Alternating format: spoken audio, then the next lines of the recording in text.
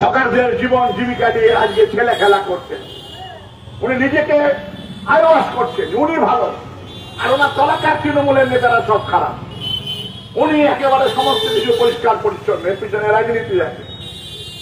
সে রাজনীতি হচ্ছে নিজের দলের লোকদেরকে সামনে ছেড়ে দিয়ে নিজেকে ভালো রেখে লোকে মনে করবে দিদি ভালো, দিদির কর্মীরা সবচেয়ে মানুষকে বোকা বানানোর জন্য হকাররা পথে নেমেছে। আমি প্রথম দিনই বলেছি আমাদের ইউনিয়ন আছে, সিআইপি পথে নেমেছে, আরো সমস্ত হকার্স আছেন, সব আসুন।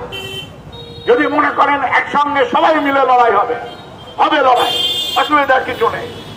ঝান্ডাটা বড় কথা না, লড়াইটা বড় কথা। ভারতবর্ষের স্বাধীনতা সংগ্রামে সব ঝান্ডার ভূমিকা ছিল আরএসএস বাদ দিয়ে, বিজেপি বাদ দিয়ে। তখন তো বিজেপি ছিল না, তখন বিজেপি ছিল না, আরএসএস ছিল। আরএসএস কে বাদ দিয়ে সবাই মিলে তখন স্বাধীনতার সংগ্রাম হয়েছিল।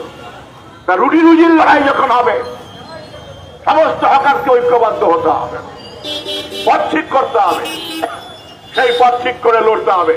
আপনাদের পক্ষে আইন আছে, আপনাদের পক্ষে হঠাৎ করে রাজনীতির সঙ্গে আপনারা দাবি তুলুন, ডিএমএর কাছে, এসডিওর কাছে, পৌর প্রশাসনের কাছে আলোচনা করে শোনা হোক এবং সুনির্দিষ্ট সমাধানের প্রক্রিয়া বের করা হোক। এটাই হচ্ছে গণতান্ত্রিক ব্যবস্থা, এটাই হচ্ছে আইনে আছে, সে আইনের মোতাবেক। আপনি ভাঙতে পারেন না। আমি দেখেছি কান্না গাড়ি করছে বাচ্চাদের, আমি দেখেছি সদর হাসপাতালে ওই কালেক্টরের মুখে তার স্বল্প পুঁজি ছিল, দোকানে রাখতো, বাড়ি ঘর ভালো, কোর্টে দাঁড় করাবো। এই লুটেরাদের বিরুদ্ধে আইন অনুযায়ী কোন পৌর প্রশাসনের, কোন পুলিশ প্রশাসনের লুট করবার ক্ষমতা নেই, এই আইনে আছে। যদি পুলিশ প্রশাসন ভূমিকা নেয় তাকে সিরিয়াল লিস্ট দিতে হবে। যার সরকারি করে সে ভেন্ডার, সে ভেন্ডারকে সিরিয়াল লিস্ট দিতে হবে। সে তার দোকানে কি রয়েছে, কত টাকা রয়েছে, কি ধরনের মাল রয়েছে, পুলিশকে স্ট্যাম্প মেরে সিজার লিস্ট জমা দিতে হবে। ওই হকার বন্ধুকেও একটা সিজার লিস্ট দিতে হবে।